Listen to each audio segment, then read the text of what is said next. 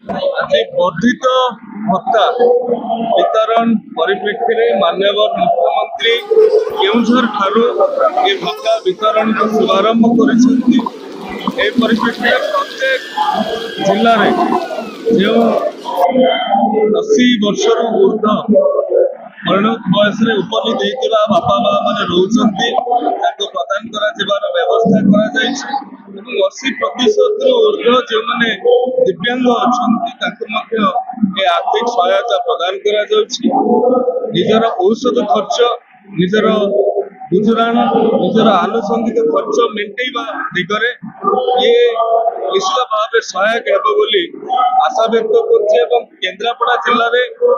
26,500 रु अधिक हिताधिकारी द्वारा लाभान्वित है। निर्वाचन पूर्व आम प्रतिश्रुति को 6 मास भितर पालन कर जो हिताधिकारी मानक प्रदान करागला सेमानंकर आशीर्वाद सेमानंकर शुभेच्छा केन्द्रापड़ा तथा ओडिशा विकास शीर्ष को छुईब ए आशा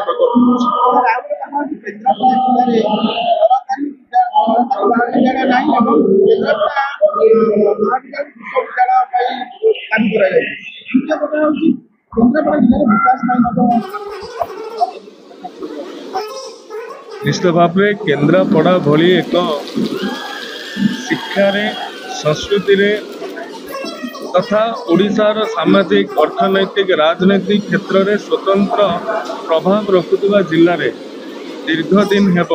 कौन सरकारी महाविद्यालय न होगा केन्द्रापड़ावासी को दुखित कर ये भी एक दुर्भाग्यजनक विषय। गत विधानसभा सरकार आभिमुख्य कौन अच्छी से कथा को मुझे स्पष्ट कर सारी जी केन्द्रापड़ार बुद्धिजीवी मान सहित शिक्षाविद मान सहित उचित विचार विमर्श करा किणवा चाहते कि बैग विभिन्न भेराइटीर स्कूल बैग कॉलेज बैग एवं लैपटॉप बैग भल डिजाइन भल क्वालिटीर एवं मिलूँ देरी नक ऑर्डर करनी सुलभ मूल्य बहुत सस्तार केवल ऑनलाइन शॉपिंग रे।